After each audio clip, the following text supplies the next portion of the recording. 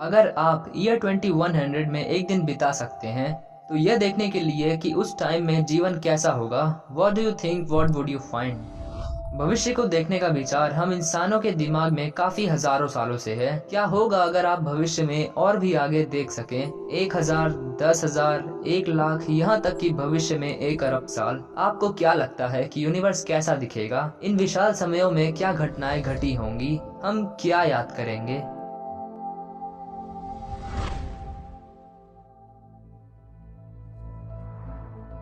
चलिए शुरू करते हैं हमारे अर्थ से। हर कोई शर्नोबिल इंसिडेंट के बारे में जानता है, लेकिन अगर आप नहीं जानते तो मैं आपको बता दूं, 26 अप्रैल 1986 को यूक्रेन के पिपिरियस शहर के बाहर शर्नोबिल न्यूक्लियर पावर प्लांट में रिएक्टर नंबर 4 एक्सप्लोड हो गया था। इससे वहां के आसपास की सारी जगहों पर 8 टन रेडियो एक्टिव मटेरियल फैल गया। इससे शहर लगभग पूरी तरह निर्जन हो गया और आसपास के इलाके में अभी भी काफी रेडिएशन के कारण शर्नोबिल शहर कम से कम साल 22,000 तक लाइफ के लिए सुटेबल नहीं होगा। उस समय तक आप और मैं यह देखने के लिए जिंदा नहीं होंगे, इसलिए हम इस फेरिस व्हील की सवारी करने में सक्षम नहीं होंगे जिसका हमने 20,000 साल इंतजार किया था। इन 50,000 ईयर्स मून के टाइडल फोर्सेस के कारण अर्थ का रोटेशन काफी धीमा हो गया होगा कि हमारे एक दिन 1 सेकंड लंबे हो जाएंगे। अगर ह्यूमंस अभी भी जीवित होंगे और हमारे प्रेजेंट टाइम पीरियड की चीजों का इस्तेमाल करते होंगे तो उन्हें या तो हर दूसरे दिन घड़ी में 1 लीप सेकंड जोड़ने की जरूरत होगी या फिर हमें ऑफिशियली दूसरा दिन बनाना होगा। एक अच्छी रात में आप बाहर चलते और आकाश में चमकते स्टार्स को तो जरूर देखते होंगे और आप में से कुछ लोग काफी सारे स्टार्स एंड कॉन्स्टिलेशंस को समझने में सक्षम जरूर होंगे। लेकिन आज से 100,000 सालों में हमारा अर्थ मिल्की वे में इतना दूर ट्रैवल कर चुका होगा कि आज आप जिस आकाश में देख रहे हैं वहाँ के स्टार्स के पैटर्न्स बेहद बदल जाएंगे। लेकिन शायद आप सिर्फ स्टार्स को गलत नजरिए से देख रहे होंगे। इस समय तक मार्स पूरे तरह से टेराफॉर्म्ड हो गया होगा और फिर आप एक नए ग्रह से सितारों पर एक नजर डाल सकते हैं और हमारा मार्स को जल्द से जल्द पाना एक अच्छा आइडिया हो सकता है। इन 5 लाख ईयर्स यह संभावना है कि अर्थ 1 किलोमीटर से ज्यादा डायमीटर वाले एस्टेरॉइड से टकरा गया होगा। यह एस्टेरॉइड 400 किलोमीटर से ज्यादा बड़ा गड्ढा कर देगा और दुनिया भर में बड़े पैमाने पर आग का कारण बन जाएगा जो हवा को प्रैक्टिकली अनब्रीथेबल बना देगा। अगर ये आपके लिए पृथ्वी छोड़ने के लिए एनफ नहीं है तो शायद यह आपके माइंड को जरूर बदल देगा। इन 1 मिलियन ईयर्स यह संभावना है कि पृथ्वी एक विशाल वॉल्केनिक इरप्शन से गुजरेगी जो गर्म मैग्मा के साथ 3000 क्यूबिक किलोमीटर से अधिक दूरी पर होगा। यह मैग्मा बहुत ज्यादा होगा जो कि आज के ग्रैंड कैनियन के 75% को भर सकता है। इस घटना की तुलना हम लास्ट सुपर वॉल्केनिक इरप्शन से कर सकते हैं जिसका नाम था द टोबा सुपर इरप्शन। यह इतना शक्तिशाली था कि इसने दुनिया भर को 10 साल के लिए ग्लोबल वॉल्केनिक विंटर में भेज दिया था। पृथ्वी पर लगभग सभी वेजिटेशन खत्म हो जाएगी और साइंटिस्ट का अनुमान है कि इस एक घटना ने मानव जीवन को लगभग पूरी तरह से मिटा दिया होगा। संख्याओं का अनुमान है कि केवल 3,000 से 10,000 ह्यूमंस ही इस एक्सप्लोजन में बच पाए होंगे।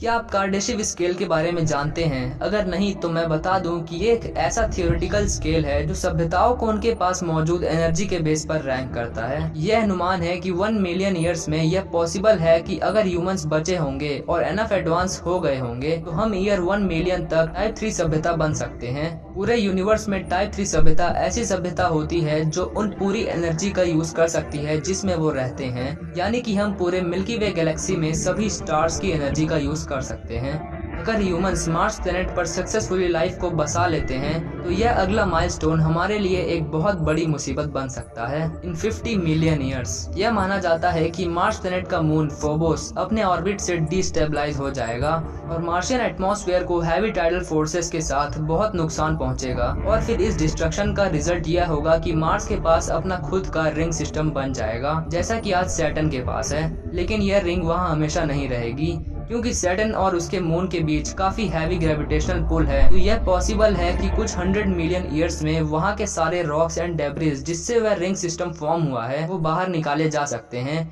जिससे सैटर्न अपने रिंग सिस्टम से बाहर निकल जाएगा। 240 million years from our current position. इस समय तक हमारा सोलर सिस्टम मिल्की वे के गैलेक्टिक सेंटर का पूरा चक्कर लगा चुका होगा। सो जैसे डायनासोर्स ने अपना पहला कदम एक ऐसे प्लेनेट पर रखा था जिसकी सारी जमीन जुड़ी हुई थी और इस सुपर कॉन्टिनेंट का नाम था पेंजिया। यह करीब आज से 240 मिलियन ईयर्स पहले था, या कहें तो एक गैलेक्टिक ऑर्बिट एगो। हम सुपर कॉन्टिनेंट की बात कर ही रहे हैं तो मैं आपको बता दूं इन 250 मिलियन ईयर्स अर्थ का सारा लैंड एक बार फिर से आपस में जुड़ जाएगा और फिर बनेगा एक brand new super continent Pangaea Ultima. यह वही कॉन्टिनेंट है जिसका साइंटिस्ट ने अनुमान लगाया है कि यह कैसा दिखेगा, और यह अनुमान है कि पेंजिया अल्टीमा करीबन ईयर 500 मिलियन तक बना रहेगा। इस समय में अर्थ एक और बहुत बड़े एक्सटिंक्शन से गुजरेगा। जब एक स्टार की मौत होती है तब वह पूरे यूनिवर्स में काफी ज्यादा एनर्जी के साथ एक्सप्लोड होता है, जिसे हम सुपरनोवा कहते हैं। ये सुपरनोवा काफी हाई अमाउंट में लार्ज रेडिएशन बीम्स को इजेक्ट करता है, जिसे कहते हैं गामा रे बर्स्ट और GRBs। गामा रे बर्स्ट पूरे यूनिवर्स में होने वाले सबसे ब्राइटेस्ट एंड हॉटेस्ट इवेंट्स के रूप में जाने जाते हैं। हमारा सन 3.86 टाइम्स 10⁻26 वॉट्स एनर्जी पर सेकेंड एमिट करता है, और ये ऐसा पास्ट 4.7 बिलियन ईयर से करता आ रहा है। और गामा रे बर्स्ट पूरे 30 सेकंड में इतनी ज्यादा एनर्जी एमिट करता है जितना कि हमारे सन ने अपने पूरे लाइफ में यानी 10 बिलियन ईयर्स में किया है। ईयर 500 मिलियन तक पूरी संभावना है कि गामा रे बर्स्ट अर्थ से 6500 लाइट ईयर्स दूर से टकराएगा। यह गामा रे बर्स्ट हमारे अर्थ के आधे ओजोन लेयर को डिस्ट्रॉय कर देगी, सिर्फ एक सिंगल 30 सेकंड लॉन्ग बीम से। इसके बाद अर्थ से कई एनिमल्स एक्सटिंक्ट हो जाएंगे, और यह एक शुरुआत होगी हमारे ब्लू मार्बल के एंड की। अगर 800 मिलियन ईयर्स में अर्थ पर अभी भी लाइफ मौजूद है तो यह अब समाप्त हो जाएगी। एट दिस पॉइंट अर्थ पर CO2 का लेवल इस हद तक कम हो जाएगा जहां फोटोसिंथेसिस का होना जरा सा भी पॉसिबल नहीं होगा। Without photosynthesis there is no more oxygen being made, no more oxygen, no more multi cellular life. और इस तरह अर्थ जैसे 4 बिलियन ईयर्स पहले था वैसे ही फिर से हो जाएगा, एक बंजर जमीन जहां पर लाइफ का कोई एग्जिस्टेंस नहीं होगा। लेकिन उस समय तक अदर प्लैनेट्स पर जीवन हो सकता है। इन 1 बिलियन ईयर्स, इस टाइम पीरियड तक पूरे यूनिवर्स में कई अदर प्लैनेट पर भी जीवन हो सकता है, और इस टाइम तक हम ह्यूमंस ही कई और प्लैनेट्स पर जीवन बसा चुके होंगे, और हमने कई सारे डिफरेंट एलियन स्पीशीज की खोज भी कर ली होगी। एंड हमारी टेक्नोलॉजी आज के मुकाबले इस हद तक बढ़ चुकी होगी कि अगर आज के लोग उस टाइम पीरियड में जाएं तो वहाँ की टेक्नोलॉजी हमें जादू जैसी लगेगी, और फिर इसके बाद आने वाले कुछ और टाइम तक हम ऐसे ही और डेवलप होते रहेंगे। और जैसा कि हम सब जानते हैं कि हर चीज का एक अंत होता है, उसी तरह हम ह्यूमंस एंड इस पूरे यूनिवर्स का भी एक ना एक दिन एंड जरूर हो जाएगा, और फिर एक यूनिवर्स के एंड होने के बाद दोबारा से एक नए यूनिवर्स का क्रिएशन होगा, और ये फेरिस व्हील ऐसा ही फॉरएवर एंड एवर चलता रहेगा, और इसी तरह नया यूनिवर्स, नए लोग बनते और मिटते रहेंगे।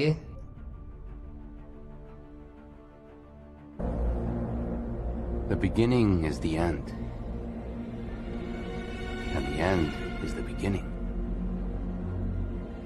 Everything is connected. The future, the past, and the present.